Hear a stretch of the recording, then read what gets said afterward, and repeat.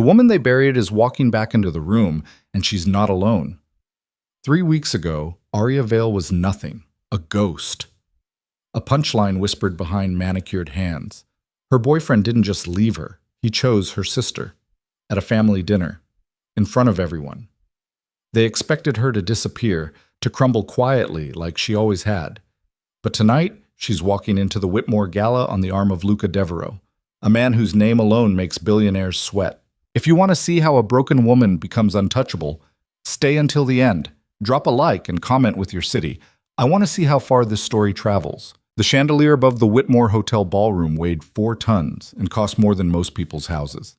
Arya knew this because she'd been to this gala before, back when she was somebody's +1, back when she smiled through conversations about hedge funds and summer homes in the Hamptons while her then-boyfriend Marcus worked the room without her.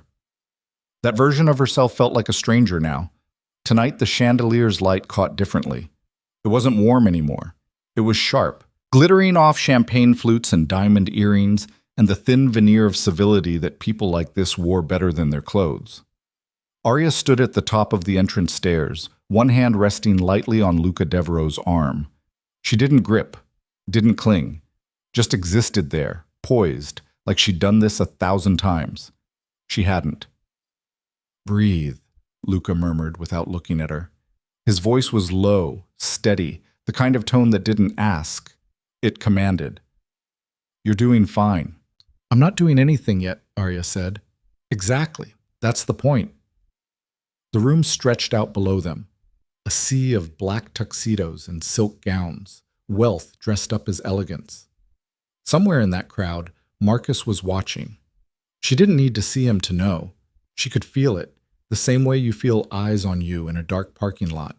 And her sister, Caroline. Sweet, delicate Caroline, who'd looked Arya in the eye 3 weeks ago and said, "He was never really yours." Arya's jaw tightened. "Easy," Luca said, still not looking at her, still scanning the room like a predator deciding which target to circle first. "If you tense up, they'll smell it." "I'm not tense. You're vibrating." She exhaled slowly, forced her shoulders down. He was right. She hated that he was right. Luca moved, and she moved with him, descending the stairs in sync. Heads turned. Of course they did. Luca Devereaux didn't attend events. He arrived at them. 6'3", sharp-jawed, dark-eyed, dressed in a suit that probably cost more than Arya's entire wardrobe. He was the kind of man people wrote think pieces about, the kind who could dismantle a company with a phone call and still make the evening news look boring. And tonight, for reasons Arya still didn't fully understand, he'd chosen to be here with her.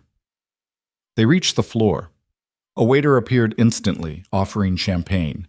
Luca took 2 glasses, handed one to Arya without breaking stride.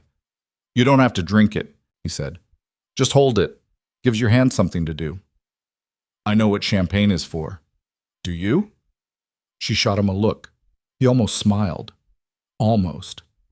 "There," he said, tilting his head slightly to the left. 11 o'clock. Marcus just saw you." Arya's heart kicked against her ribs. She didn't look. Not yet. "And?" she said.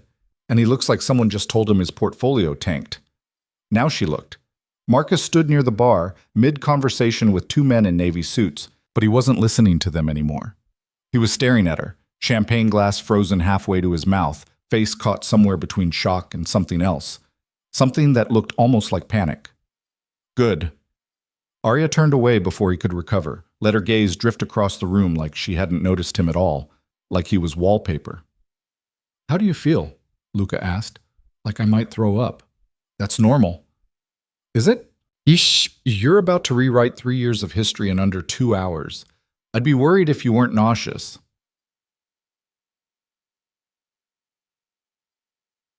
They moved deeper into the ballroom, past clusters of conversation, past people Arya used to know, or thought she did.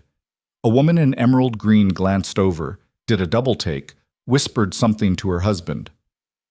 Another couple, older, silver-haired, nodded politely at Luca and pretended not to stare at Arya. She recognized some of them. Marcus's colleagues, his friends, people who'd known about Caroline and said nothing. "Smile, Lucas," Luca said. "I am smiling. No, you're showing teeth. There's a difference.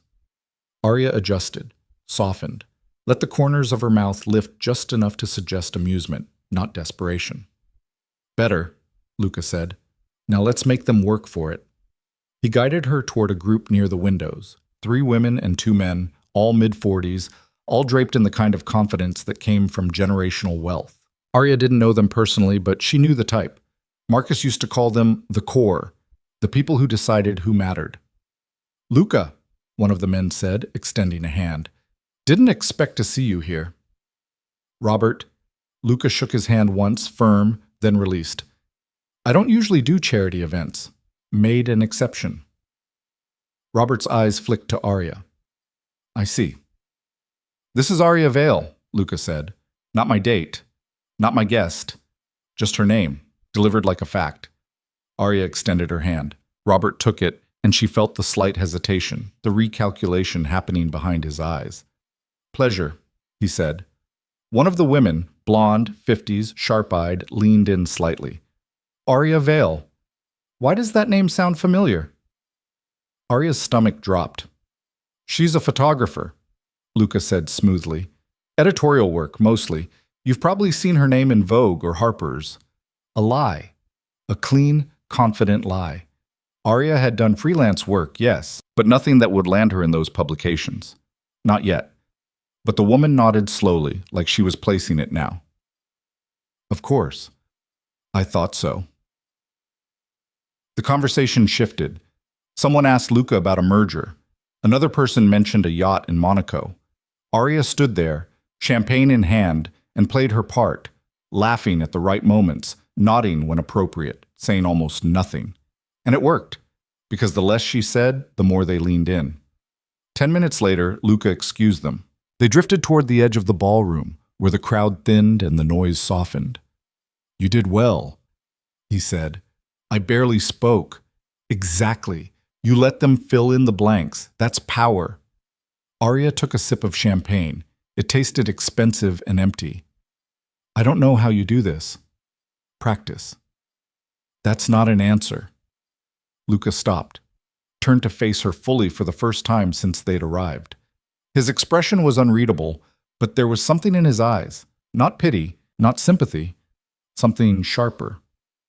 You want the real answer, Ian? He said. Yes.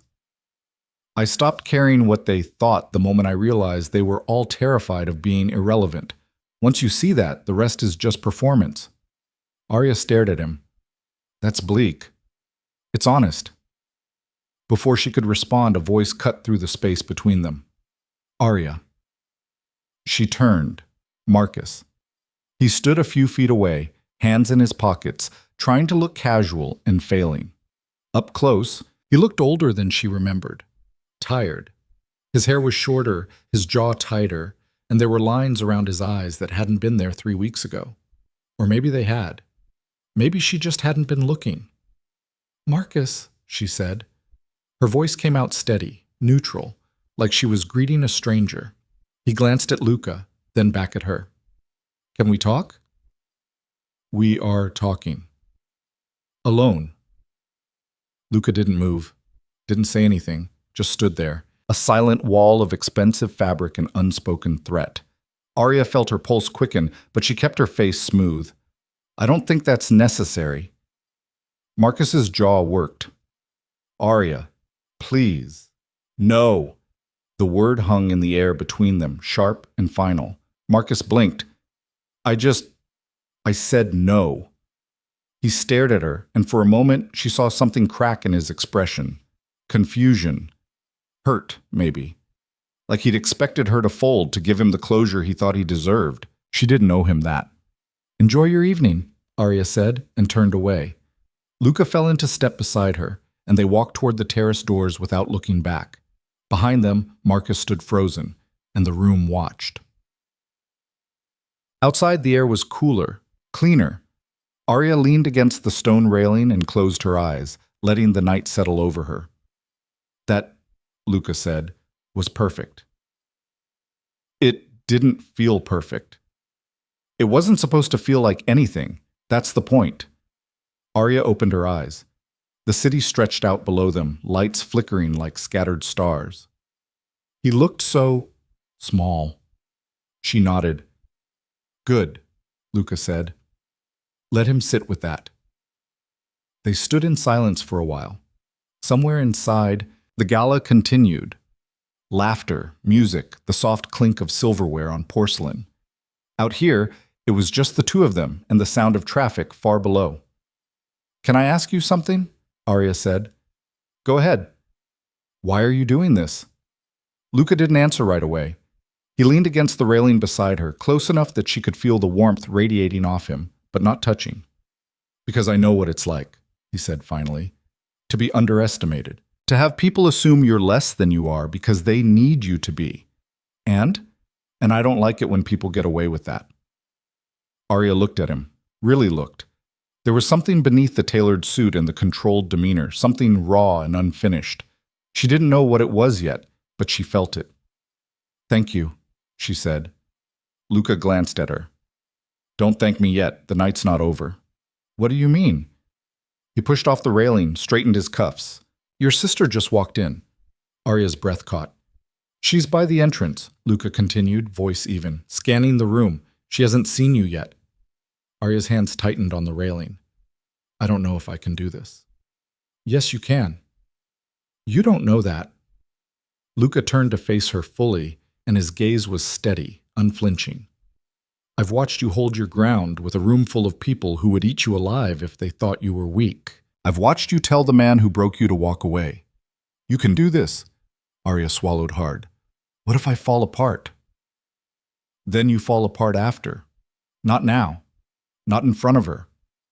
She nodded, slowly, then again, more certain. Okay, she said. Okay. They walked back inside together.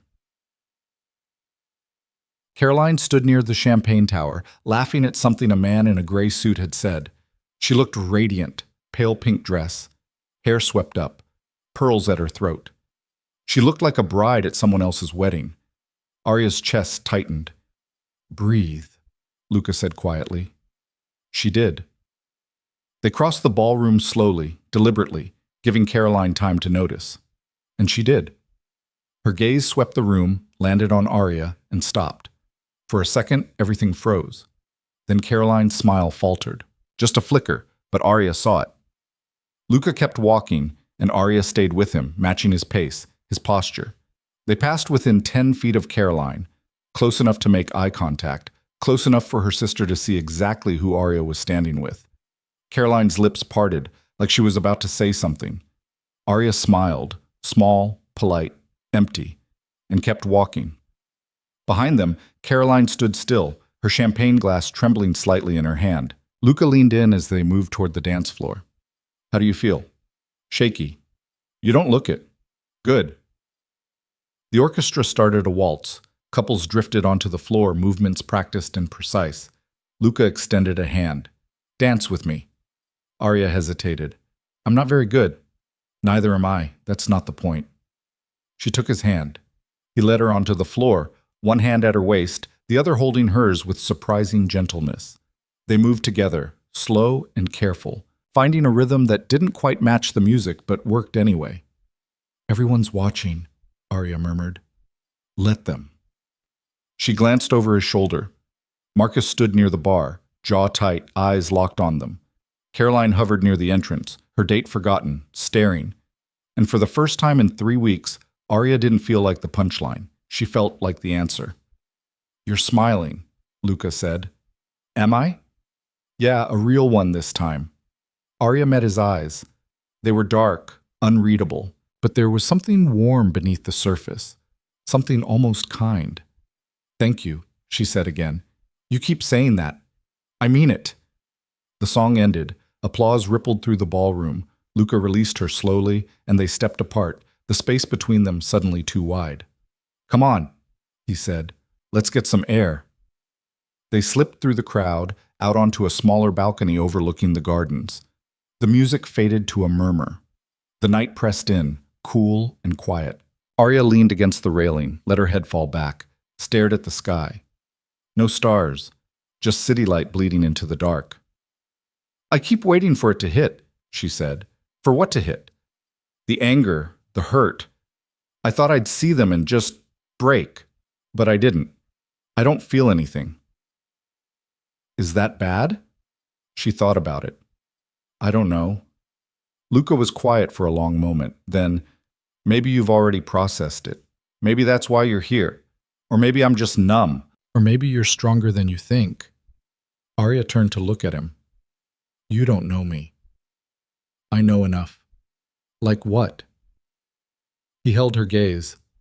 I know you could have stayed home tonight, could have let them win, but you didn't. That's not numbness, Arya, that's choice. She wanted to argue, wanted to tell him he was wrong, that she was falling apart inside, that this was all just a performance. But the words didn't come, because maybe he was right. Maybe she had chosen this. The door behind them opened. A couple stepped out laughing, then saw them and retreated quickly. Luca glanced at his watch. We've been here 2 hours, that's enough. Already? You've made your point. Staying longer doesn't add anything. It dilutes the impact. Arya nodded slowly. Okay. Okay. They went back inside, made one last circuit of the room, just long enough to be seen leaving together. Marcus watched them go. Caroline did too. Neither of them said a word, and Arya didn't look back. The car was waiting outside, a sleek black sedan that looked like it cost more than a mortgage. The driver opened the door without a word, and Arya slid inside, Luca following. The door closed. The world went quiet. Arya let out a breath she didn't know she'd been holding. You did it, Luca said. I did it. How do you feel? Tired, wired. I don't know. Empty, maybe. That's normal. The car pulled away from the curb, gliding through the city streets. Outside, the gala lights faded into the distance. Arya stared out the window, watching the buildings blur past. What happens now? Now you go home. You sleep. Tomorrow, you wake up and keep going. That's it? That's it. She turned to look at him. What about you? What about me? Why did you really do this? Luca was quiet for a moment, then he leaned back, eyes distant. I told you. I know what it's like to be underestimated. That's not the whole story. No, he admitted. It's not. Are you going to tell me the rest? He looked at her then, really looked, and for the first time all night, the mask slipped. Just a little. Just enough. Maybe, he said. But not tonight. The car stopped outside her apartment building. The driver opened the door. Arya stepped out, then turned back. Luca. Yeah? I meant it, thank you. He nodded once. Get some sleep, Arya. The door closed. The car pulled away. And Arya stood there on the sidewalk, alone, the night pressing in around her. But she didn't feel broken anymore. She felt like someone who'd just survived her own funeral and walked out alive. Arya's apartment was exactly as she'd left it, small, cluttered, smelling faintly of coffee and the lavender candles she'd forgotten to blow out. She dropped her clutch on the counter, kicked off her heels, and stood there in the dark for a long moment, listening to the hum of the refrigerator and the distant sound of traffic. Her phone buzzed. A text from an unknown number. You were magnificent tonight. Sleep well. L. She stared at the message, then set the phone face down on the counter. Her hands were shaking, not from fear, from whatever the opposite of fear was, adrenaline, maybe, or something closer to relief. She'd done it. She'd walked into that room, faced them both, and walked out without breaking. So why did she feel like crying? Arya turned on the lights, filled a glass with water, drank half of it, and set it down too hard. The sound echoed. She pressed her palms flat against the counter, closed her eyes, and tried to breathe the way Luca had told her to. In for 4. Hold for 4. Out for 4. It didn't help. The tears came anyway, hot, sudden, unstoppable. Not sad tears, not angry ones. Just the kind that happened when you'd been holding yourself together for so long that your body finally gave you permission to fall apart. She sank onto the kitchen floor, back against the cabinets, and let it happen. 10 minutes. Maybe 15. She lost track. When it stopped, she felt hollowed out. Clean, like something had been scraped away and left space behind. Arya wiped her face with the back of her hand, stood up, and went to bed. She didn't dream. The next morning came too bright and too early. Arya woke to sunlight slicing through the blinds and the sound of her phone vibrating against the nightstand. She reached for it, squinting. 12 missed calls, 23 texts. Her stomach dropped. Most of them were from people she barely knew. Acquaintances, old coworkers, someone she'd met at a gallery opening 2 years ago. All of them saying some variation of the same thing. Saw you last night. You looked incredible. Who was that guy? Girl, tell me everything. One text stood out. From her mother. We need to talk. Call me when you can. Arya set the phone down and stared at the ceiling. Her mother. Of course. Caroline must have called her the second Arya left the gala, spun some story, made herself the victim. She didn't want to deal with it, not yet, but the phone rang again, her mother's name flashing across the screen. Arya sighed, sat up, and answered. Mom. Arya. Her mother's voice was tight, controlled, the tone she used when she was disappointed but trying not to show it. I've been trying to reach you. I was asleep. At 11 in the morning? It was a late night. A pause. Then, Caroline called me. Of course she did. What did she say? Arya asked, keeping her voice even. She said you were at the Whitmore Gala with Luca Devereaux. I was. And you didn't think to mention that to me? Arya leaned back against the headboard. Why would I? Because it's... Her mother exhaled sharply. Arya, do you have any idea who that man is? Yes. He's dangerous. He's a businessman. He's ruthless. People don't cross him and come out unscathed. Arya almost laughed. And Marcus? What do you call what he did? Silence. Mom, Arya said quietly, I'm not having this conversation right now. Caroline is worried about you. Caroline can worry about herself. Arya, I have to go. She hung up before her mother could respond, then turned off her phone and tossed it onto the bed. Her chest felt tight. Not with sadness, with something sharper. Anger, maybe. Or just exhaustion at being expected to make everyone else comfortable while she bled out quietly in the corner. She got up, showered, and made coffee. Strong, black, the kind that tasted like burnt earth but woke you up fast. By the time she sat down at her desk, the anger had settled into something colder, more focused. Her laptop was still open to the half-finished edit she'd been working on before everything fell apart. A series of portraits for a local magazine, faces she'd spent hours capturing and barely remembered now. She closed the file without saving and opened her email instead. 3 new messages, 2 spam. One from an address she didn't recognize. Subject line, opportunity. She almost deleted it, but something made her click. The email was short, professional. Signed by someone named Elaine Cortez, senior editor at Prestige, one of the biggest lifestyle magazines in the country. Ms. Vale, your work came to my attention recently, and I'd like to discuss a potential collaboration. We're looking for a photographer for an upcoming editorial series, and I believe your style would be a strong fit. Please let me know if you're available for a call this week. Best, Elaine Cortez. Arya read it twice, then a third time. This didn't make sense. She'd submitted work to Prestige a year ago and gotten a form rejection. Her portfolio was good, but it wasn't Prestige good.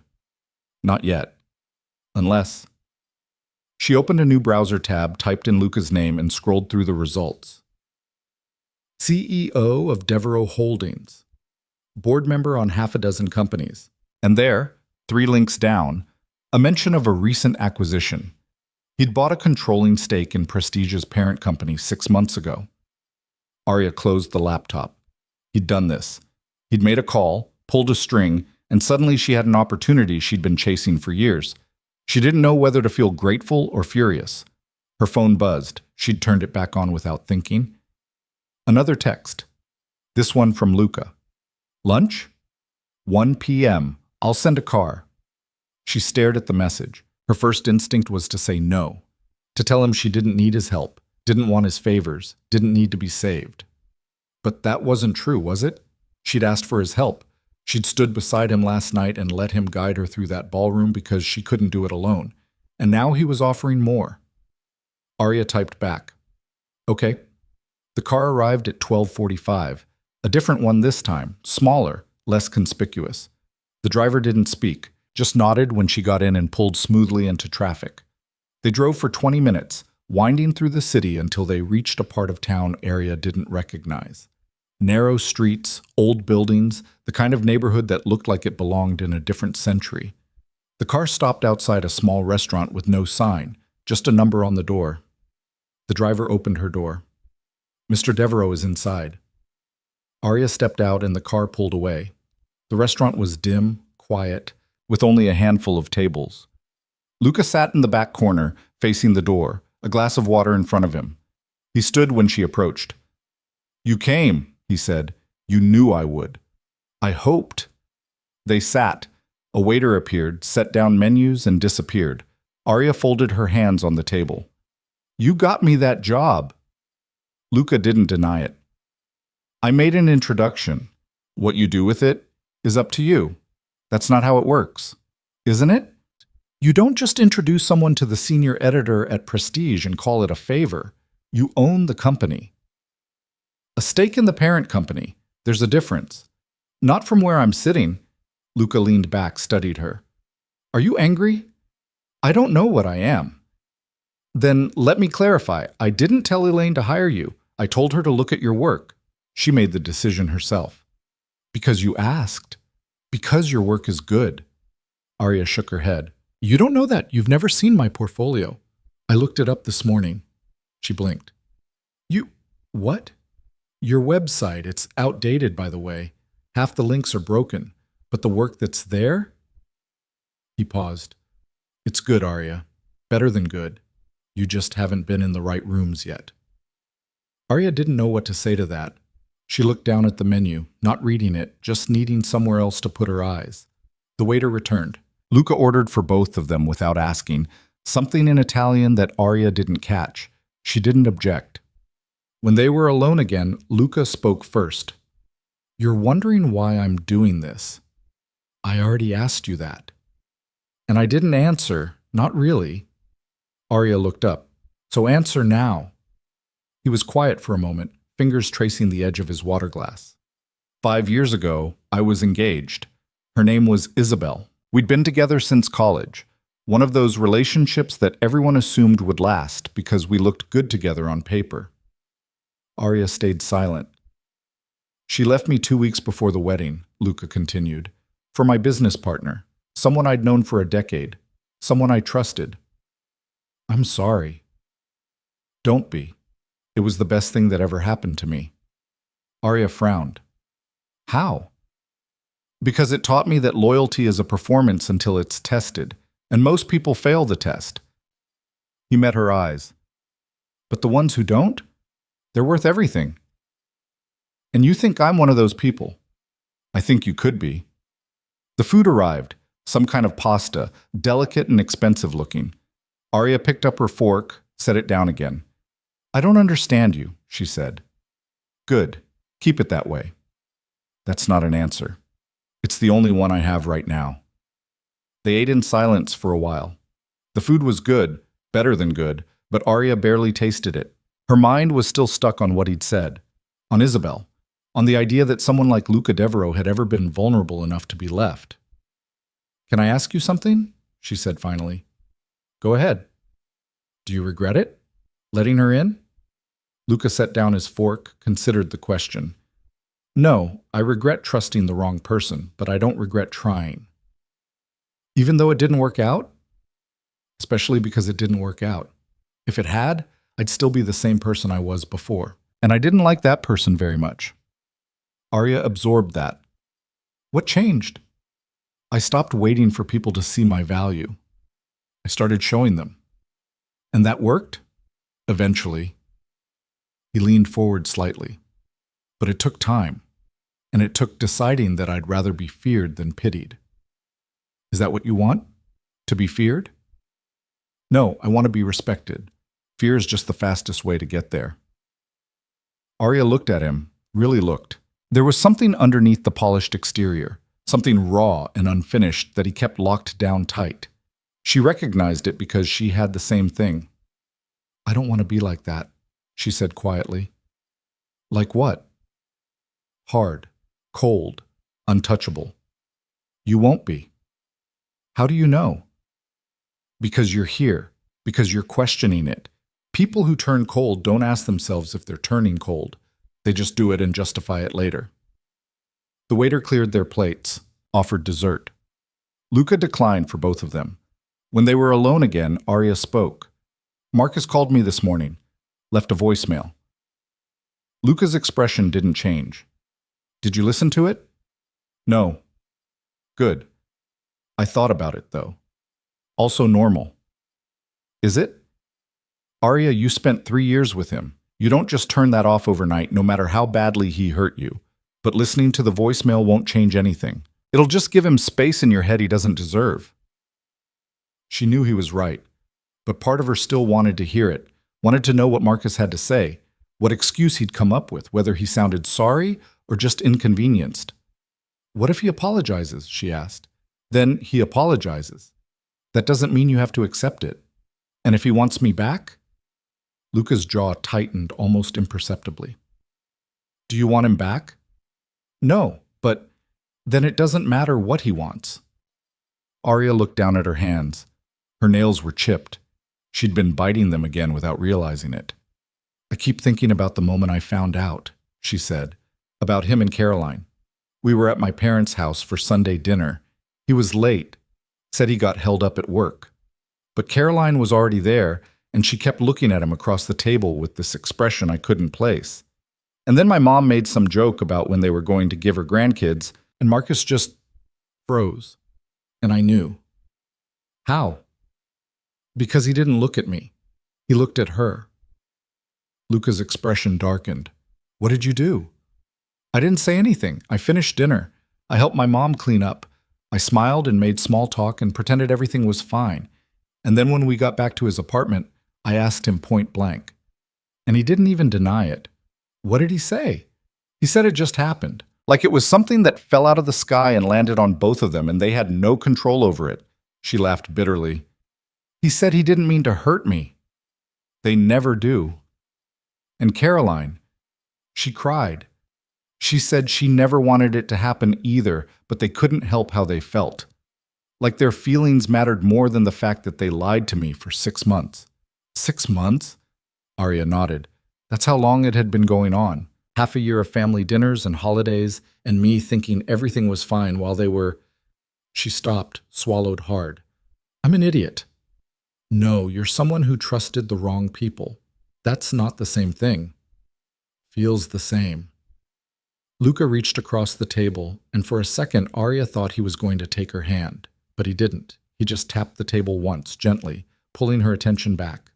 Listen to me, he said. What they did says everything about them, and nothing about you. You didn't miss signs because you're stupid. You missed them because you're not wired to think like they are. And that's a good thing. Arya's throat tightened. Doesn't feel like a good thing. It will, eventually. They left the restaurant an hour later. The car was waiting outside, but Luca waved it off. Walk with me, he said. They walked. No destination, just movement. The streets were quieter here, tree-lined and old. Arya's heels clicked against the pavement. She should have worn different shoes. Tell me something, Luca said after a while. Like what? Something true. Something you haven't told anyone else. Arya thought about it. I'm scared. Of what? That I'll wake up one day and realize I'm still the same person I was before. That nothing's changed, that I'll fall back into the same patterns and end up right where I started. Luca stopped walking, turned to face her. That won't happen. You don't know that. Yes, I do, because you're asking the question. People who fall back don't see it coming. They just drift. You're paying attention. That's the difference. Arya wanted to believe him, but belief felt too much like hope, and hope felt too much like setting herself up to be disappointed. They kept walking. The sun was lower now, casting long shadows across the sidewalk. Somewhere nearby, a dog barked. A car horn echoed. Can I ask you something? Arya said. Sure. What do you get out of this? Helping me? Luca didn't answer right away. When he did, his voice was quieter than before. I get to watch someone become who they're supposed to be instead of who they were told to be. That's rare, and it's worth paying attention to. Arya didn't know what to say to that, so she said nothing.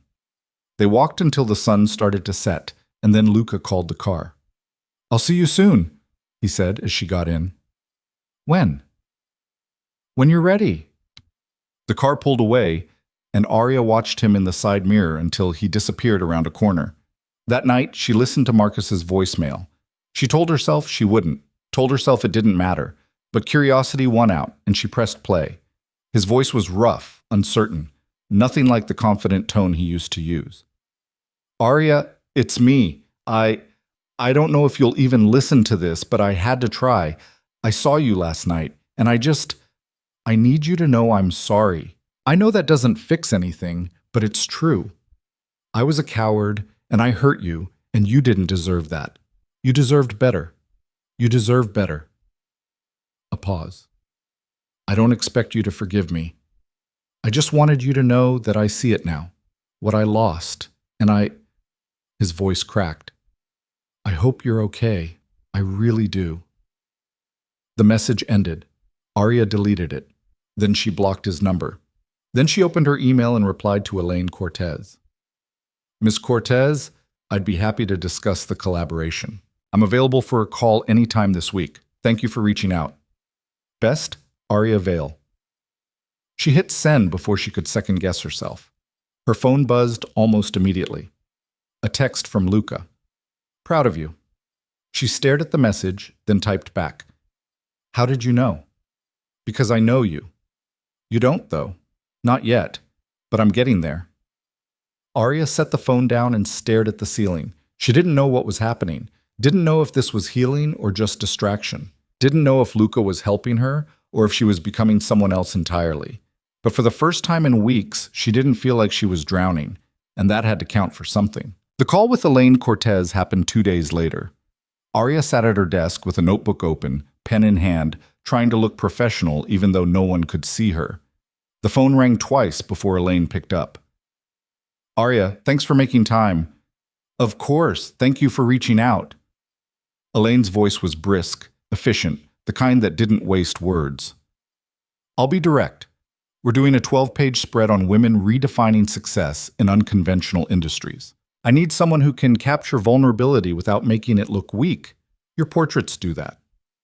Arya's hand tightened on the pen. "I appreciate that." "The shoot's in 3 weeks, New York. We'll cover travel and accommodation. You'll have creative control over composition and lighting, but final edit approval stays with me. Standard rate is $15,000 for the series. Does that work for you?" Arya's brain stalled on the number. 15,000. She'd never made that much on a single project, ever. "Yes," she said, keeping her voice steady. "That works." "Good. I'll have contracts sent over by end of day. Welcome aboard." The call ended. Arya set the phone down and stared at her hands. They were shaking again.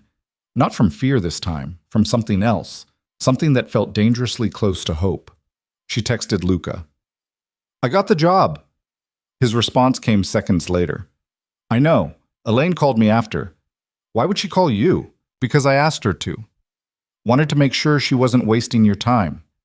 Arya didn't know whether to be grateful or annoyed. She settled on both. "You can't keep doing this."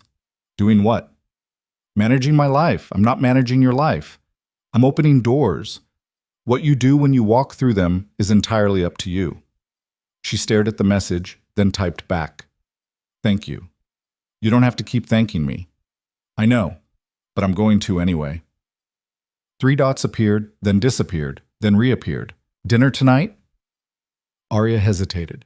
She'd seen Luca twice in the last week, and each time felt like stepping further into something she couldn't name.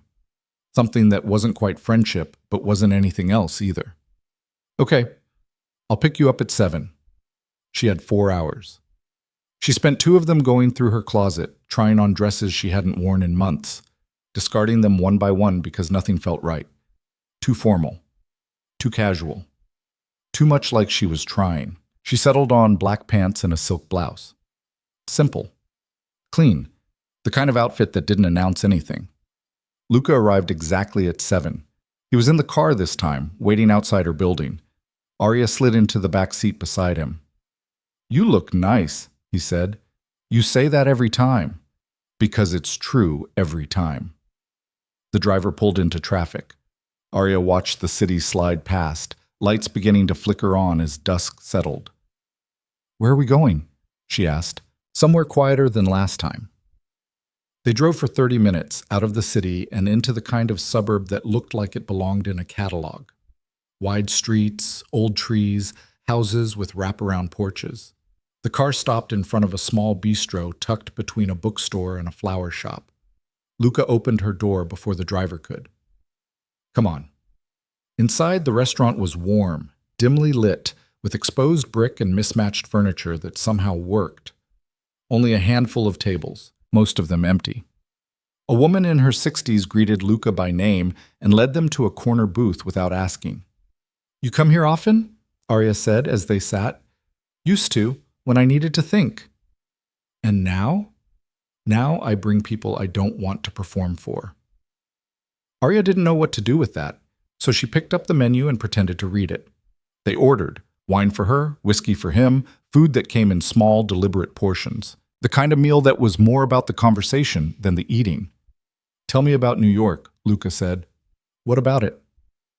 "Are you nervous?" "Terrified." "Why?" Arya set down her fork. "Because this is the kind of job that can make or break someone. If I mess it up, it's not just a missed opportunity. It's proof that I didn't deserve it in the first place." "That's not true, isn't it? Everyone's going to assume I only got it because of you."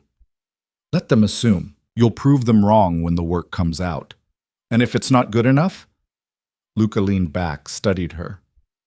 "You're worried about the wrong thing." "What should I be worried about?" "Nothing. You should be focused on doing the work. The rest is noise." "Easy for you to say." "You think this is easy for me?" Arya blinked. "Isn't it?" "No. I've spent the last decade building something that people respect because they're afraid to do otherwise. That's not the same as being good at what I do. It's just being good at making people think twice before crossing me. But you are good at what you do." "Maybe. But I didn't start out that way. I made mistakes, big ones. Lost money, lost people, lost years trying to prove I belonged in rooms I had no business being in. And now? Now I'm in those rooms.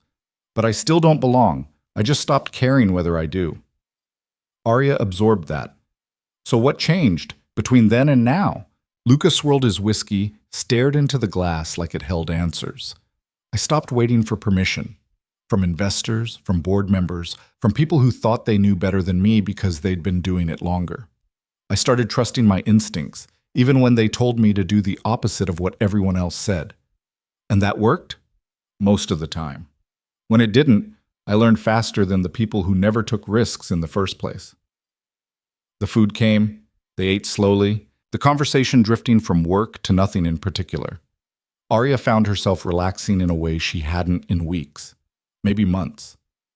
"Can I ask you something personal?" she said eventually. "Depends on the question." "What happened with Isabel after she left?" Luca's expression shifted, not closed off exactly, but more guarded. "What do you want to know?" "Did you ever talk to her again?" "Once. About a year later, she called me out of nowhere, said she wanted to apologize. And I let her. Then I hung up." "That's it?" "That's it. She wanted closure. I didn't owe her that." Arya thought about Marcus's voicemail, the apology that didn't change anything. "Do you regret it? Not hearing her out?" "No. She didn't call because she felt bad.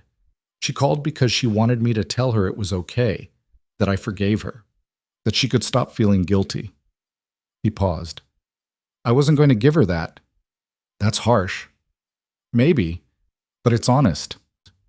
They finished eating. The waiter cleared the plates and brought coffee neither of them had asked for. Arya wrapped her hands around the cup, let the heat seep into her palms. "I keep thinking about that night," she said quietly. "At the gala, the way you moved through that room like you owned it. I want to feel like that." "You already do." "No, I was pretending." You weren't. Arya, everyone in that room was pretending. I'm just better at it than most. I don't believe that. Believe it. Half of power is convincing people you have it. The other half is convincing yourself. Arya looked at him. Really looked. In the low light, he seemed less polished, more human. There were lines around his eyes she hadn't noticed before. A tiredness that didn't show unless you were paying attention. Do you ever get tired of it? She asked. Of what? The performance. The game. All of it. Luca was quiet for a long time. When he spoke, his voice was softer than usual. Every day. Then why keep doing it? Because stopping means admitting I wasted the last decade becoming someone I'm not sure I even like. And I'm not ready to do that yet. The honesty startled her. She didn't know what to say. Luca drained the last of his whiskey. Come on, let's get out of here. They walked outside. The air was cooler now, sharp with the promise of fall. The driver was waiting, but Luca waved him off again. Walk? He said. Sure. They walked without direction, past closed storefronts and streetlights casting pools of yellow on the sidewalk. Arya's heels clicked softly. Luca's hands were in his pockets. What are you going to do about your family? He asked after a while. What do you mean? Your mother, your sister, you can't avoid them forever. Watch me. Arya. She sighed. I don't know. Part of me wants to tell them exactly what I think of them. The other part just wants to disappear and never look back. Both are valid. But only one is realistic. Which one? Disappearing. My mom will never take my side over Caroline's. She never has. And Caroline, she'll spin this into some tragic love story where she's the victim who couldn't help falling for the wrong person. And you'll let her? What choice do I have? Luca stopped walking, turned to face her.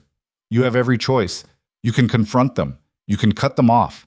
You can forgive them and move on.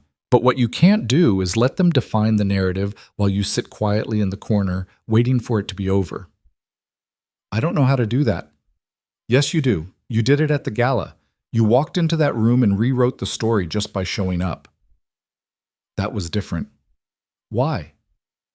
Because you were there. Luca's expression softened. I'm here now. Arya's throat tightened. She looked away, blinking hard. I can't keep relying on you. Why not? Because eventually you'll leave, or you'll get tired of this, of me, and I'll be right back where I started. That's not going to happen. You don't know that. I do, actually, because I don't do anything halfway, and I don't invest time in people I don't believe in. Arya met his eyes. There was something there, something raw and unguarded that she hadn't seen before. It scared her. Not because it was dangerous, but because it was real. What do you want from me? She asked quietly. Luca didn't answer right away. When he did, his voice was careful, measured. I want you to stop apologizing for taking up space. I want you to stop second-guessing every decision because you're afraid of making the wrong one. I want you to trust yourself the way I trust you. That's a lot. I know. I don't know if I can do that. You're already doing it. You just don't see it yet. They started walking again. The silence between them felt different now, heavier, charged with something neither of them was ready to name. Arya's phone buzzed. She ignored it. It buzzed again. You should check that, Luca said. She pulled it out. 2 texts from a number she didn't recognize. This is Caroline. We need to talk. Please. I know you're angry, but I'm still your sister. Arya stared at the messages, her chest tightening. What is it? Luca asked. Caroline. His jaw tightened. What does she want? To talk. Are you going to? Arya thought about it, about 3 years of sisterhood, about shared bedrooms and whispered secrets and the time Caroline covered for her when she snuck out to see a concert their parents didn't approve of, about the way Caroline used to laugh so hard she'd snort, and how Arya used to tease her for it. And then she thought about the look on Caroline's face at that family dinner, the lack of shame, the quiet entitlement that came from knowing she'd get away with it because she always did. No, Arya said. You sure? No, but I'm doing it anyway. She blocked the number. Then she turned off her phone completely. Luca didn't say anything, just nodded once like he understood. They walked until they circled back to the restaurant. The car was still waiting. "I should get home," Arya said. "Okay." They got in. The drive back was quiet. Arya stared out the window, watching the suburbs give way to the city, the houses shrinking into apartments, the space collapsing inward. When they reached her building, Luca walked her to the door. "Thank you," Arya said, "for tonight, for all of it. Stop thanking me." "I can't help it." He almost smiled. "Get some sleep. You've got work to do." "I know." She turned to go inside, but his voice stopped her. "Arya." She looked back. "You're stronger than you think," he said. "Don't forget that." She didn't trust herself to speak, so she just nodded and went inside. Upstairs, her apartment felt emptier than usual. She turned on all the lights, made tea she didn't drink, and sat on the couch staring at nothing. Her laptop was still open on the coffee table. She pulled it toward her, opened her email, and started drafting a message. "Mom, I know Caroline reached out, and I know you probably think I'm being unreasonable, but I need you to understand something. What happened wasn't just a betrayal. It was a choice. They chose each other over me. Repeatedly. For 6 months. I'm not asking you to pick sides. I'm telling you that I can't keep pretending everything's fine when it's not. I need space. From both of them. Maybe from you too. I don't know yet. I'm not trying to hurt anyone. I'm just trying to survive this. And I can't do that if I'm still expected to show up and smile and act like nothing happened. I hope you can understand that. But if you can't, I'll have to be okay with it. Arya." She read it 3 times. Then she deleted the whole thing. Some conversations didn't need to happen yet. Maybe they never would.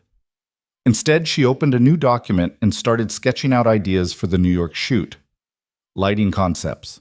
Composition notes. Questions she wanted to ask the subjects. She worked until 2 in the morning, until her eyes burned and her back ached and her brain finally quieted enough to let her sleep. The next 3 weeks passed in a blur. Contracts. Planning calls. Research on the women she'd be photographing.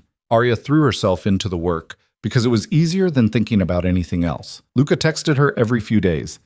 Never anything heavy, just small check-ins. "How's prep going? Don't forget to eat. You're going to kill this." Arya saved every message, even though she didn't know why. 2 days before she was supposed to leave for New York, her mother called. Arya almost didn't answer, but something made her pick up. "Mom." "Arya." Her mother's voice was strained, tired. "We need to talk." "I don't think we do. Please, just listen." Arya sat down on the edge of her bed. "I'm listening." Her mother took a shaky breath.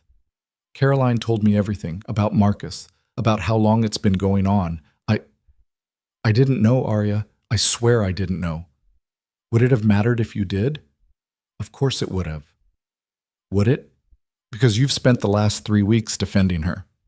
I haven't been defending her. I've been trying to keep this family from falling apart." "It already fell apart, Mom. You just didn't notice." Silence. "I'm sorry," her mother said finally. "I'm sorry I didn't see it. I'm sorry I didn't ask the right questions. I'm sorry I made you feel like you had to handle this alone." Arya's throat tightened. "I don't know what you want me to say." "I don't want you to say anything. I just want you to know that I see it now. What they did. What I did by not standing up for you." "Okay. Okay?" "I heard you. I don't know if it changes anything, but I heard you." Her mother was quiet for a long moment. "Are you coming to Thanksgiving?" "I don't know." "Will you think about it?" "Maybe." "That's all I'm asking." They hung up. Arya sat there for a while, staring at the wall, trying to figure out how she felt. She didn't feel better, but she didn't feel worse either. Progress, maybe. The day before her flight, Luca asked her to meet him at his office. Arya had never been there before. She'd imagined something cold and corporate, all glass and steel and intimidation. It wasn't. The building was old, renovated but not gutted, with exposed brick and tall windows that let in too much light.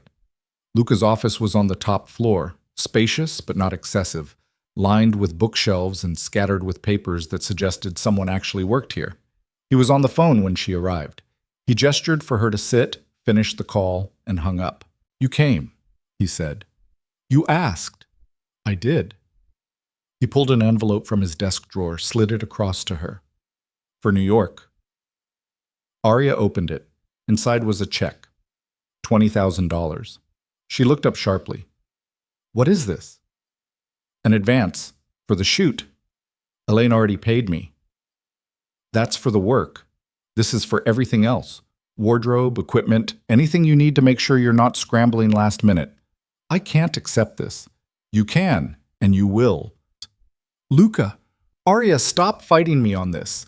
You've been using the same camera for 5 years. Your lenses are scratched. You're good enough to make it work, but you don't have to. Not anymore." She stared at the check. "I'll pay you back." "No, you won't." "Yes, I will." "Fine. Pay me back by doing work that makes people forget I had anything to do with it." Arya folded the check carefully, slipped it back into the envelope. "Thank you." "Stop thanking me." "No." He smiled. Actually smiled. Changed his whole face. Made him look younger, less guarded. "You're impossible," he said. "So are you." They sat there for a moment, the silence comfortable in a way it hadn't been before. "Are you ready?" Luca asked. "For New York?" "For all of it." Arya thought about the last month, about the gala, the job, the slow, painful process of becoming someone she didn't recognize yet, but might learn to like. "I don't know," she said honestly. "But I'm going anyway." "Good. That's all that matters." Arya stood to leave, but Luca's voice stopped her at the door. "Arya." She turned. "You're going to be great," he said. "Don't let anyone convince you otherwise, not even yourself." She nodded, not trusting her voice, and left. The next morning, she boarded a plane to New York with new equipment, a contract in her bag, and a feeling she couldn't quite name lodged somewhere between her ribs.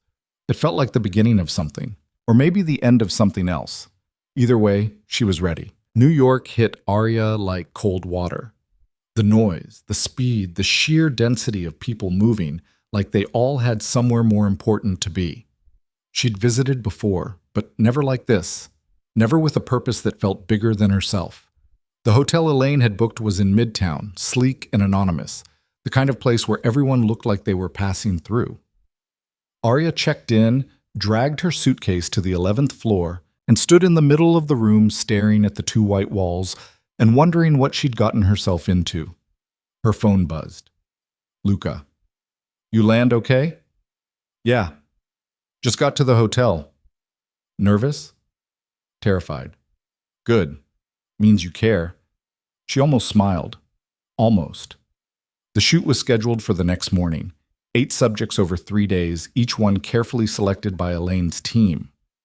Arya spent the rest of the evening going over her notes, double-checking equipment, triple-checking lighting plans she'd already memorized. At some point, she realized she hadn't eaten. She ordered room service, a salad that came wilted and a sandwich that tasted like cardboard, and forced herself to finish half of it before giving up. Sleep didn't come easy. She lay in bed staring at the ceiling, listening to sirens and car horns and voices echoing up from the street below. At 2 in the morning, she gave up, grabbed her camera, and went for a walk. The city was different at night. Quieter, but not silent. The kind of quiet that hummed with potential energy. Arya walked until her feet hurt, shooting whatever caught her eye. A man sleeping on a subway grate. Graffiti on a shuttered storefront, the way streetlights reflected off wet pavement. By the time she got back to the hotel, it was almost 4. She showered, changed, and sat by the window watching the sky lighten from black to gray to pale blue. Her phone rang at 6:30. "Elaine." "Arya, you awake?" "Yeah." "Good. Studio's downtown. Car will pick you up at 7:30. First subject arrives at 9. "I'll be ready." "I know you will. See you soon." The call ended. Arya stared at her reflection in the bathroom mirror. She looked tired, wired, like someone running on adrenaline and stubbornness. Good enough. The studio was a converted warehouse in Brooklyn, all concrete floors and industrial lighting. Elaine met her at the door, 50s, sharp-eyed, dressed in black like she was attending a funeral or running an art gallery. Maybe both. Arya, good to finally meet you in person. They shook hands. Elaine's grip was firm, assessing. Luca speaks highly of you, Elaine said. He's biased. Maybe, but his instincts are usually good. She gestured toward the back of the studio. Your setup's over there. I'll leave you to it. First subject is Maya Chen, tech CEO, built her company from nothing, just got named to the Forbes 30 under 30. She's brilliant, but guarded. You'll have to work for it. Understood. Elaine left. Arya spent the next hour setting up lights, testing angles, adjusting reflectors until everything felt right, or as right as it was going to get.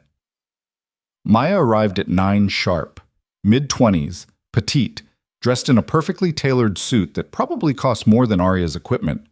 She had the kind of face that gave nothing away, polite but distant, like she'd done 1,000 interviews and learned to say nothing while appearing to say everything. Maya, thanks for doing this. Of course.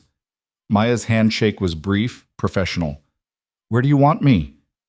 Arya gestured to the chair she'd set up near the window. Natural light filtered through, softened by sheer curtains. There. We'll start simple, see what feels natural. Maya sat, crossed her legs, folded her hands. Every movement precise, controlled.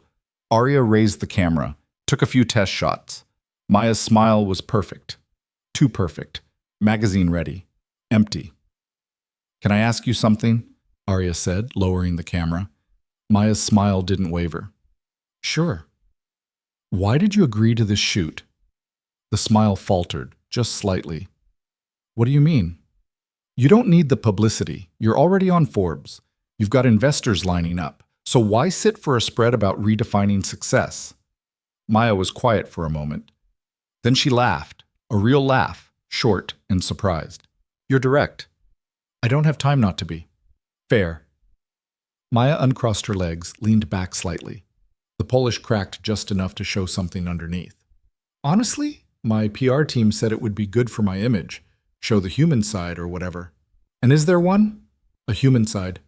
I don't know anymore. Some days I think I traded it for the company. Arya raised the camera again. Tell me about that.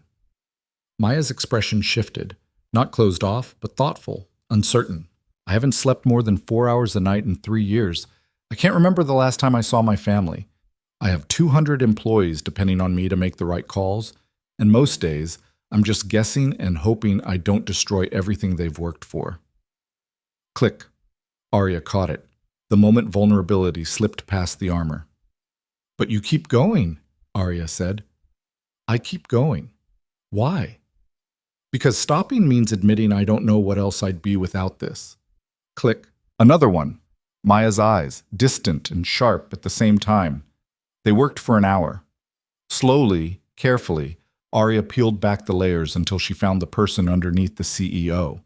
By the end, Maya's suit jacket was off, her hair slightly mussed, her expression open in a way it hadn't been when she walked in. Thank you, Maya said as she stood to leave. That was different. Good different? I think so. I'll let you know when I see the photos. The rest of the day followed the same pattern. Different subjects, same process.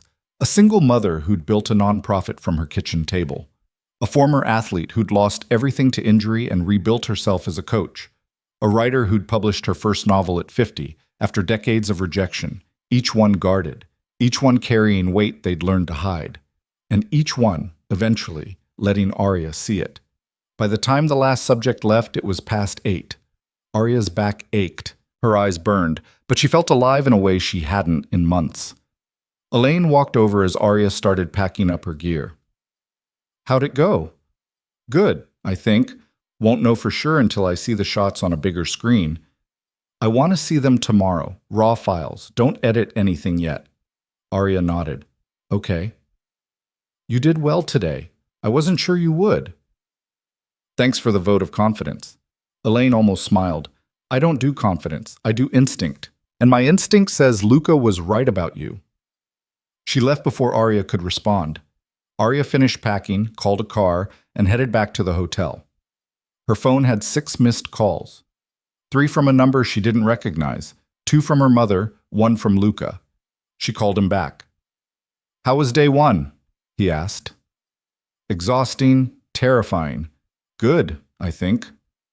"That's what I wanted to hear. Elaine wants to see raw files tomorrow. She always does. Don't let it rattle you." "Too late." Luca laughed. Actually laughed. The sound was warm, unexpected. "You're going to be fine, Arya. Trust yourself." "I'm trying." "I know. That's why I'm not worried." They talked for another 20 minutes. About nothing. About everything. About the difference between New York and home. About how the city made everyone feel small and significant at the same time. When they hung up, Arya felt steadier. The next 2 days blurred together. More subjects. More conversations that started surface level and ended somewhere raw. More moments captured in the fraction of a second between thought and expression. On the 3rd day, Elaine sat with Arya in the studio, scrolling through the raw files on a laptop. She didn't say anything for a long time. Just clicked through, zoomed in, zoomed out, made notes Arya couldn't see. Finally, she looked up. "These are good." "Just good?" "These are very good, better than I expected." Arya's chest loosened slightly. "Thank you." "Don't thank me. You did the work." Elaine closed the laptop. "I want you for the next series. We're doing a piece on legacy. People who've built something that outlives them. 3-month project. Starts in January." Arya blinked. "What?" "You heard me. Are you interested?" Yes, I'm interested." "Good. We'll finalize details when you get back. For now, go celebrate. You earned it." Arya left the studio in a daze. She walked for blocks without direction, letting the city swallow her, until she found herself in Central Park. She sat on a bench near the lake and stared at the water. Her phone buzzed. A text from an unknown number. "Congratulations. Heard you killed it. M. Marcus." Arya stared at the message. He'd gotten a new number, found a way around the block. Of course he had. She thought about responding, thought about telling him off, telling him to leave her alone, telling him exactly what she thought of him reaching out now. Instead, she deleted the message and turned off her phone. That night, she had dinner alone at a small Italian place near the hotel, the kind of restaurant with checkered tablecloths and candles and wine bottles. She ordered pasta and wine and sat by the window watching people pass. Halfway through the meal, her waiter brought over a second glass of wine. From the gentleman at the bar. Arya turned. Luca sat 3 stools down, still in a suit, looking like he'd walked off a magazine cover. She stared. He raised his glass slightly. A question. Arya gestured to the empty chair across from her. Luca paid his tab and walked over. "Surprise. What are you doing here?" "I had meetings in the city. Thought I'd check in." "You flew to New York to check in?" "Among other things." He sat, signaled the waiter for a menu he didn't look at. "How are you feeling?" "Like I just survived something." "You did." "Elaine wants me for another project." "I know, she called me." "Of course she did." Luca smiled. "She's impressed. That's hard to do." Arya took a sip of wine. It was better than what she'd ordered. "Why are you really here?" "I told you. Meetings." "Luca." He was quiet for a moment. Then he leaned back, studied her in that way he had, like he was seeing past the surface to something underneath. "Because I wanted to make sure you were okay. And because I didn't want you to be alone when you finished something this big." Arya's throat tightened. "You didn't have to do that. I know." They ate, talked, about the shoot, the city, the strange intimacy of photographing strangers. Luca told her about his meetings, something to do with a merger that was falling apart because 2 CEOs refused to be in the same room.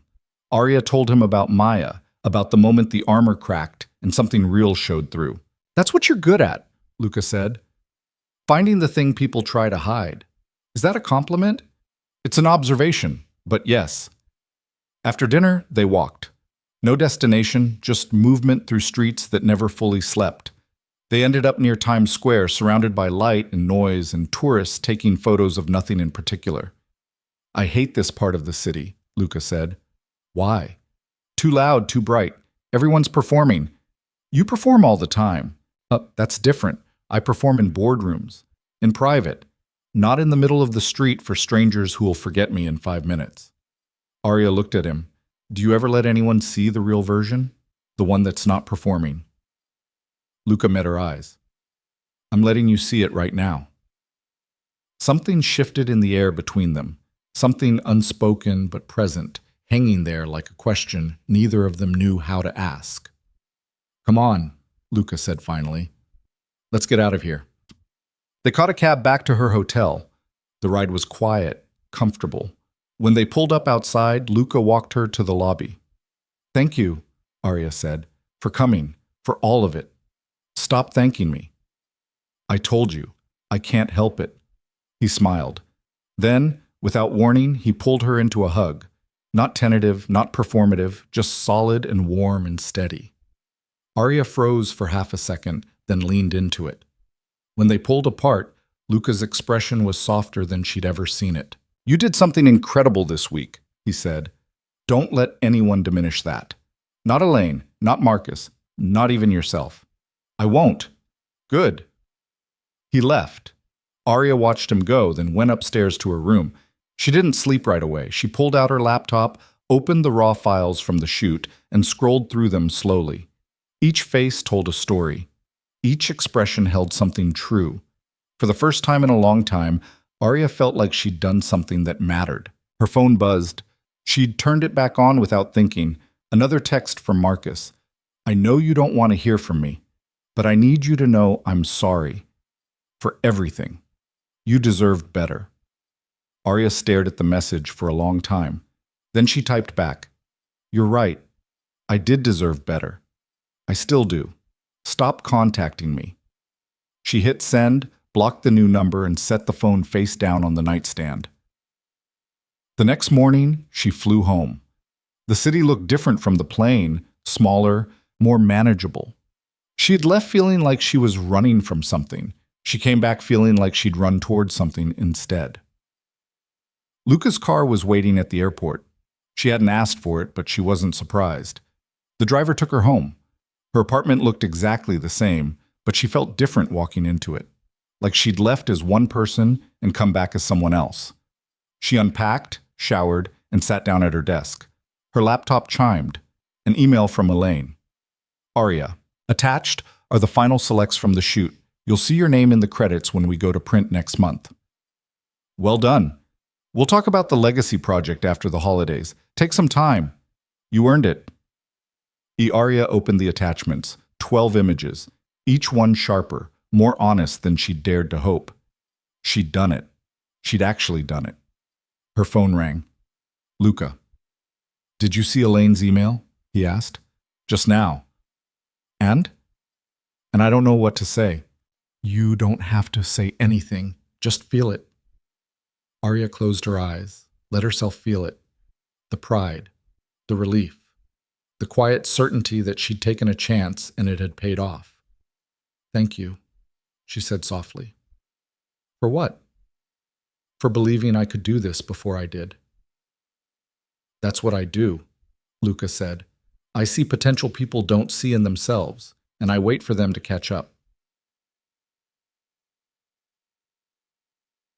They talked for a while longer, about next steps, about the holidays, about the fact that Arya still hadn't decided whether to go to Thanksgiving at her mother's. What do you think I should do? She asked. I think you should do whatever feels right, not what feels easy, not what makes everyone else comfortable, what feels right for you. And if I don't know what that is yet, then you wait until you do. After they hung up, Arya sat at her desk and stared at the images on her screen. Each face looked back at her, unflinching. She thought about Marcus, about Caroline, about her mother's phone call and the apology that didn't undo anything but existed anyway. She thought about the version of herself who'd walked into that gala a month ago, broken, invisible, desperate to prove she was still worth something. That version felt like a stranger now. Arya opened a new email and started typing. Mom, I've thought about Thanksgiving. I'm not ready to see Caroline yet. Maybe I won't ever be. But I'd like to see you, just us. If that's something you'd be open to, let me know. Arya. She hit send before she could second-guess herself. Then she opened her photo files and got to work. Because this was what moving forward looked like. Not perfect, not painless, just deliberate. And for now, that was enough. Her mother's response came 2 days later. Short, careful. I'd like that. Just us. How about the Saturday before Thanksgiving? I can come to you. Arya read it 3 times, looking for subtext, for hidden agendas, for the catch she was sure had to be there. But the message was what it was. Simple, direct, an offer that didn't demand anything in return. She texted back. Okay, Saturday at 2. The days leading up to it felt longer than they should have. Arya threw herself into work, editing the New York photos, responding to emails from Elaine about the Legacy project, updating her portfolio with images that finally felt like they represented who she was becoming instead of who she'd been. Luca called twice. They talked about nothing important, about the weather, about a documentary he'd watched, about the fact that Arya had started running in the mornings because sitting still made her restless. That's good, he said. Means you're rebuilding. Or avoiding. Maybe both. Doesn't make it less good. On Friday night, Arya cleaned her apartment for the first time in weeks. Not because it was dirty, but because she needed something to do with her hands. She scrubbed counters that were already clean, organized bookshelves that didn't need organizing, rearranged furniture that was fine where it was. By the time she finished, it was past midnight.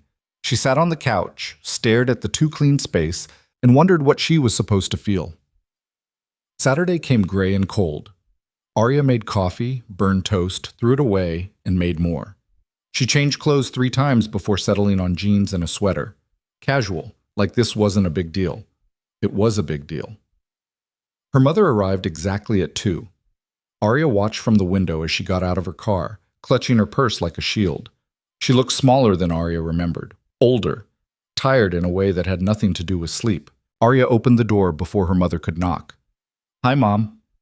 Hi, sweetheart. They stood there for a moment, neither quite knowing what to do. Then her mother stepped forward and hugged her, quick, uncertain, like she wasn't sure she was allowed. Arya hugged back. It felt strange, familiar and foreign at the same time. Come in, Arya said. Her mother stepped inside, looked around like she was seeing the apartment for the first time, even though she'd been here before. It looks nice, different. I moved some things around. It's good, feels more open. They sat at the small kitchen table. Arya had made tea, something to do with her hands, and now she poured 2 cups neither of them would probably drink. Thank you for coming, Arya said. Thank you for inviting me. Her mother wrapped her hands around the mug, stared into it like it held answers. I wasn't sure you would. I wasn't either. Silence settled between them. Not comfortable, not hostile, just there. How have you been? Her mother asked finally. Busy. I had a job in New York for a magazine. I heard. Your father saw something about it online. He showed me. Arya blinked.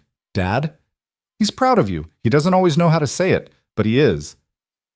That landed somewhere unexpected. Arya looked down at her tea. I didn't know that.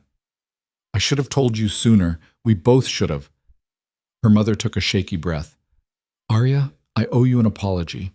A real one. Not the kind I gave you on the phone, okay? I failed you. When you needed me to choose you, to stand up for you, I chose keeping the peace instead.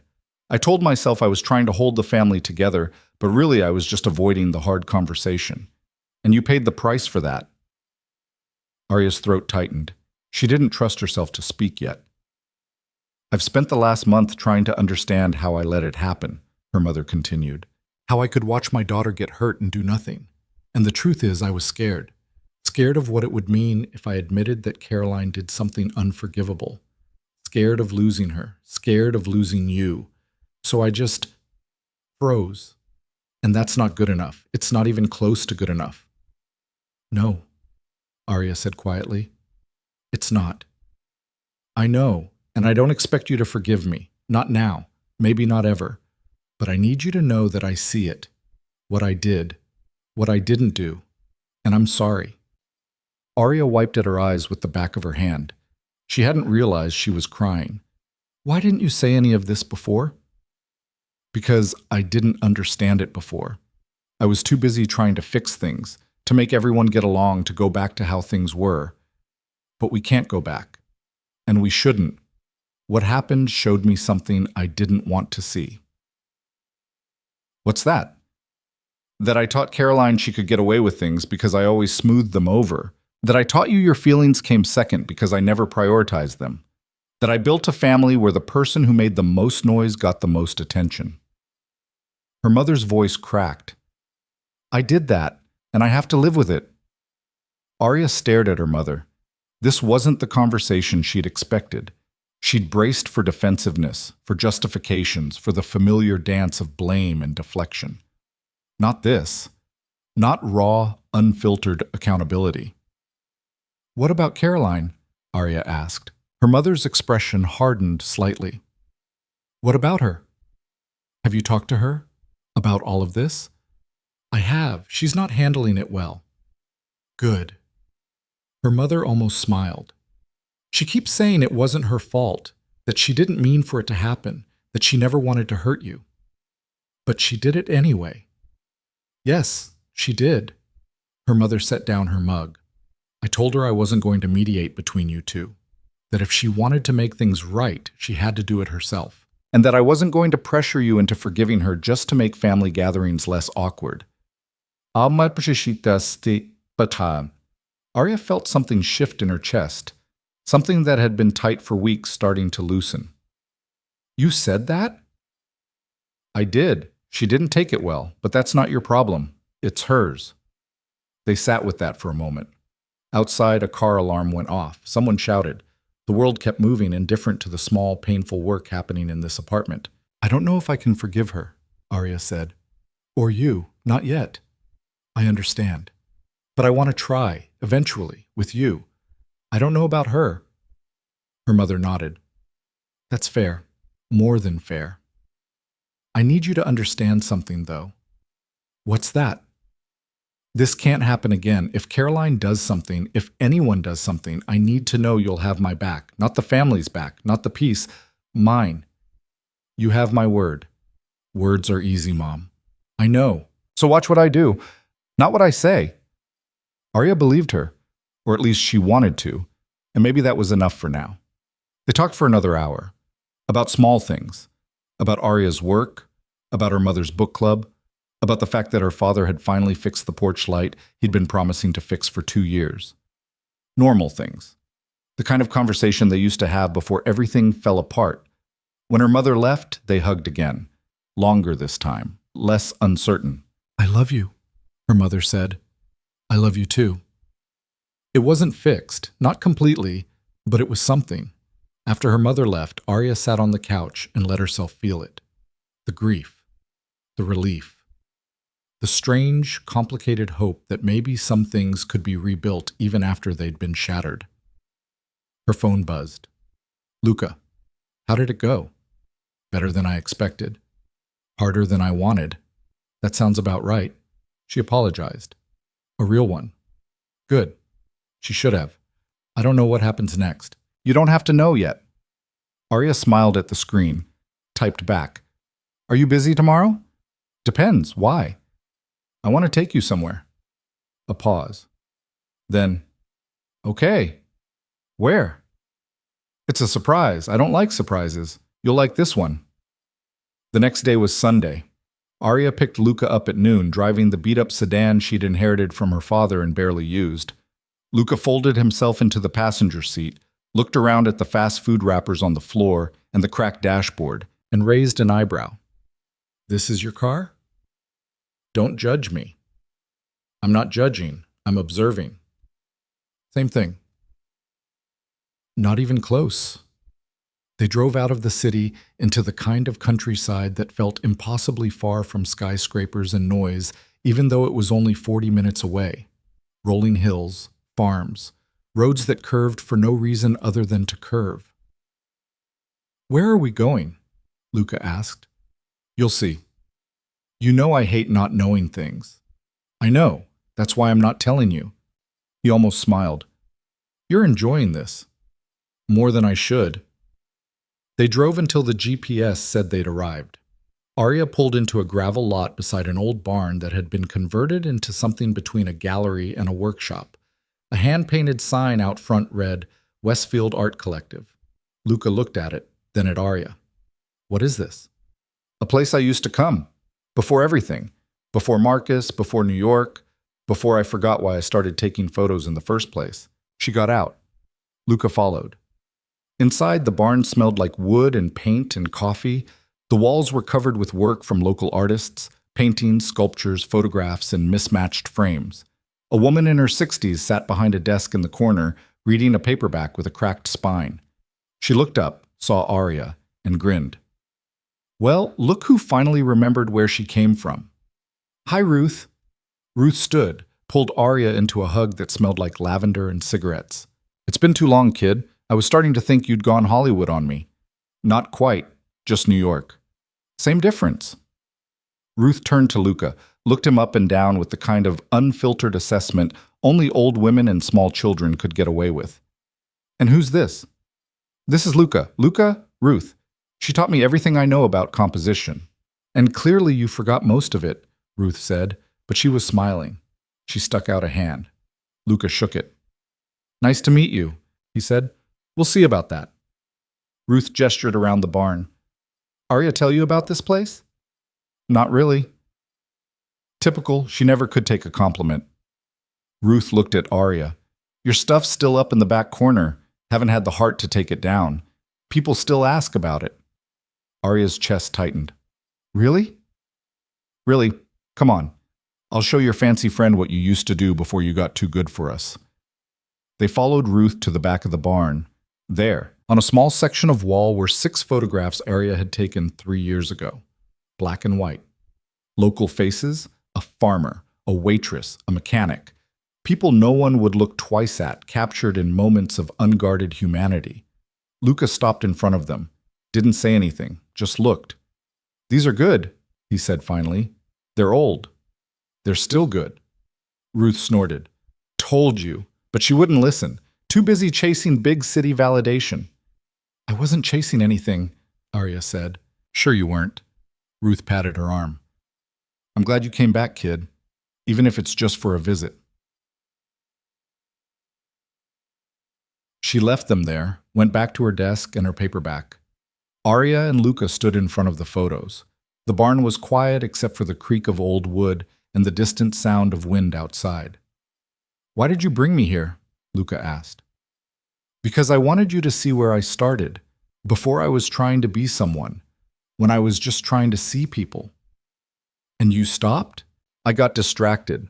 By Marcus, by trying to fit into his world, by thinking I needed to be someone different to matter. But you came back. I'm trying to. Luca turned to look at her. Do you know why I really helped you? Why I showed up at that gala? Why I made the introduction to Elaine? Why I keep answering the phone when you call? Arya shook her head. Because when I met you, you reminded me of something I'd forgotten. That the best work, the work that actually matters, comes from people who haven't lost themselves yet, or who are trying to find themselves again. He gestured to the photos. This is who you are, not the gala, not the magazine spreads. This, seeing people who get overlooked and making them unforgettable. Arya's throat tightened. I don't know if I can be that person and also be successful. Yes, you can. You just have to stop thinking they're mutually exclusive. They left an hour later. Ruth made them promise to come back, made Arya promise to bring new work, made Luca promise not to turn Arya into someone she wasn't. I wouldn't dream of it, Luca said. Good, because I know where you live. You don't, actually. Give me 5 minutes and a phone book. On the drive back, they were quiet, comfortable. The sun was setting, turning the sky orange and purple and gold. Thank you, Luca said. For what? For letting me see that. Most people don't show me where they came from. They just show me where they want to go. Maybe they don't think you'd care. Maybe, or maybe they're afraid I'll see something they don't want me to see. Are you seeing something? Luca looked at her. Yeah.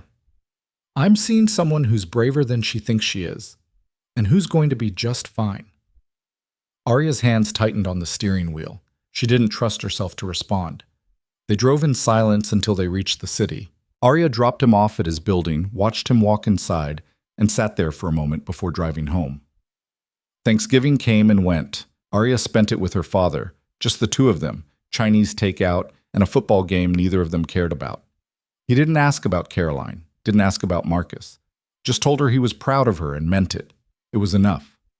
The weeks after blurred together. Work, running, slow. Careful conversations with her mother that didn't fix everything but didn't make things worse. Texts from Luca that came sporadically but always exactly when she needed them. 2 weeks before Christmas, Arya got a call from a number she didn't recognize. She almost didn't answer, but something made her pick up. Hello? Arya, it's Caroline. Arya's stomach dropped. She should have hung up, should have blocked the number and deleted it and moved on. But she didn't. What do you want? Caroline's voice was small, shaky. I wanted to hear your voice. I know you don't want to talk to me. I know you probably hate me. But I had to try. Try what? To tell you I'm sorry. I know I said it before, but I don't think I understood what it meant. What I took from you. Arya closed her eyes. Caroline, Marcus and I broke up. Silence. When? Arya asked. Last week. It wasn't working. It was never going to work. We both knew that. We just didn't want to admit we ruined everything for nothing. Arya should have felt vindicated. Should have felt like justice had been served. But all she felt was tired. I'm sorry that happened, she said, and she meant it. You don't have to be sorry. You were right. About all of it. I was selfish. I was cruel. And I convinced myself it was okay because I was in love. But I wasn't in love. I was just scared of being alone, and I took the easiest option, even though it destroyed you. Yeah, you did. I don't expect you to forgive me. I don't even know if I forgive myself. But I needed you to know that I see it now. What I did, and I hate myself for it. Arya sat down on the edge of her bed. What do you want me to say, Caroline? Nothing. I don't want anything. I just wanted you to know. Okay, I know. Are you doing okay? Mom said you had a job in New York. I am. I'm doing okay. Good. That's good. You deserve that. They sat in silence for a moment. Then Caroline spoke again, her voice breaking. I miss you. Arya's chest tightened. I miss you too. But that doesn't change what happened. I know. Maybe someday, but not now. I understand. Caroline took a shaky breath. Thank you for not hanging up. Yeah. The call ended. Arya sat there staring at the wall, feeling the weight of it settle. It wasn't closure. It wasn't forgiveness. It was just acknowledgement. And maybe that was all it could be for now. She texted Luca. Caroline called. And I let her apologize. Then I told her I wasn't ready to forgive her. How do you feel? Sad. Relieved. Empty. I don't know. That's normal. Is it? Yes. Healing isn't linear. Sometimes it's just confusing. Arya smiled despite herself. When did you get so wise? I've always been wise. You're just finally listening. Christmas came quiet. Arya spent it alone by choice, not circumstance. She worked on the Legacy project, edited photos until her eyes burned, and let herself exist in the in-between space of not quite healed but not broken anymore either. On New Year's Eve, Luca called. What are you doing tonight? Nothing. Why? Because you should be doing something. I'm fine doing nothing. Arya. Luca. He sighed. There's a thing, small, just a few people. You should come. I don't do parties. It's not a party. It's dinner. With people who won't ask you intrusive questions or expect you to perform. Who are these people? Friends, real ones, the kind who've seen me at my worst and stuck around anyway. Arya hesitated. Then, okay, but if it's awful, I'm leaving. Deal. The dinner was at a small restaurant in a part of town Arya had never been to. When she arrived, Luca was already there, sitting at a table with 5 other people. 2 men, 3 women, all around his age, all laughing at something someone had said. Luca stood when he saw her. You came. Said I would. He introduced her. Names she forgot immediately, but faces she'd remember. Kind faces. Open faces. The kind of people who asked real questions and listened to the answers. They ate. They talked. About work. About the city. About the strange, specific terror of starting a new year not knowing what it would bring. No one asked Arya about her personal life. No one pried. They just included her like she'd always been there. Halfway through dessert, one of the women, Sarah maybe, or Sophie, leaned over. Luca talks about you a lot. Arya blinked. He does? All the time, about your work, about how talented you are. He doesn't do that often. Talk about people, I mean. So you must be pretty special. Arya glanced at Luca. He was deep in conversation with someone else, gesturing emphatically about something she couldn't hear. I don't know about special, Arya said. Well, he does, so take the compliment. At midnight, they stepped outside. Someone had brought champagne. They counted down together, strangers and friends, and everyone in between, and when the new year arrived, Arya felt something shift. Not fixed, not complete, just different. Luca walked her to her car after. Thank you for coming, he said. Thank you for inviting me. They liked you. How do you know? Because Sarah asked if you were single, and when I said I didn't know, she told me I should find out. Arya's heart stuttered. And are you finding out? Luca looked at her, really looked, the kind of look that felt like a question and an answer at the same time. I don't know, he said quietly. Are you ready for me to? Arya thought about it, about the last few months, about who she'd been and who she was becoming, about the fact that for the first time in a long time, she didn't feel like she was waiting for someone else to decide her worth. Ask me in a few months, she said. Luca smiled. Okay, I will. He hugged her. She hugged back. And when they pulled apart, something between them had shifted. Not resolved, just acknowledged. Arya drove home through empty streets, watching fireworks explode in distant corners of the sky. She thought about Marcus, about Caroline, about her mother and her father, and all the people who'd shaped her into someone she'd had to unbecome before she could figure out who she actually was. She thought about Luca, about Ruth, about the women in New York who'd let her photograph them at their most vulnerable. She thought about the fact that healing wasn't a straight line, that some days she still woke up angry, that some days she missed the version of herself who didn't know betrayal was possible. But mostly, she thought about the fact that she'd survived, that she'd walked into a room full of people who'd tried to erase her and walked out stronger, that she'd taken the worst thing that ever happened to her and used it as fuel instead of letting it consume her. 3 months later, Elaine called. The spread's running next week. I'm sending you an advance copy. Thank you? Don't thank me. This is your work.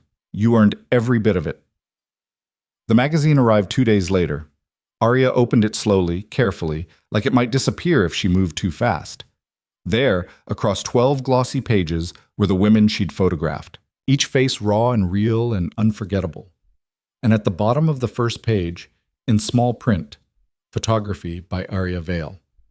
She stared at it until the words blurred. Then she called Luca. It's here. I know. I'm looking at it right now. And it's everything I knew it would be. I couldn't have done it without you. Yes, you could have.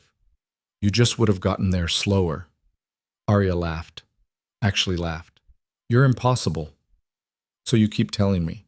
I mean it, though, thank you. You're welcome. Now stop thanking me and celebrate, Sats. How? However you want. This is your moment. Own it. Arya hung up. She stared at the magazine for a long time. Then she got in her car and drove to her mother's house. Her mother opened the door, saw the magazine in Arya's hands, and started crying. I'm so proud of you, she said. I know. They stood there for a moment, then her mother pulled her inside. That night, Arya posted one of the photos online. Not for validation, not for attention, just because it felt right. The comments came fast, hundreds of them. From people she knew and people she didn't. From photographers she admired and strangers who'd stumbled across her work. One comment stood out. From Marcus. This is incredible. You always had this in you. I'm sorry I never saw it.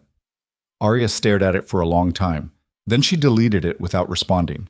Because he was right. She had always had it in her. She just needed to lose everything to find it again. 6 months later, Arya stood in a gallery in Brooklyn, surrounded by her work.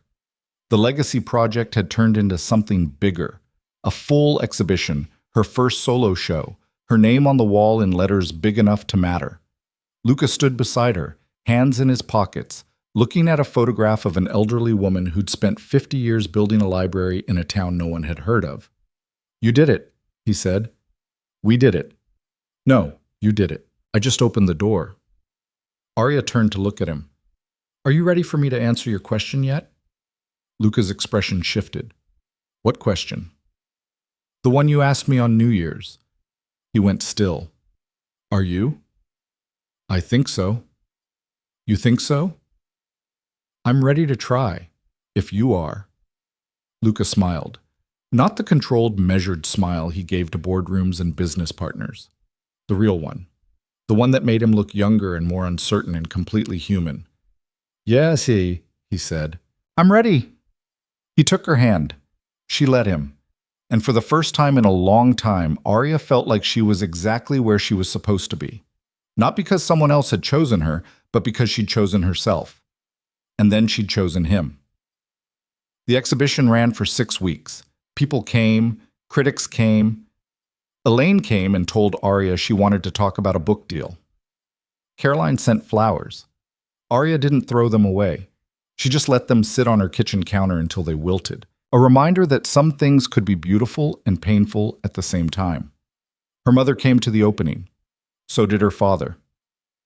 They stood in front of the photos, holding hands, and didn't say much, but they didn't need to.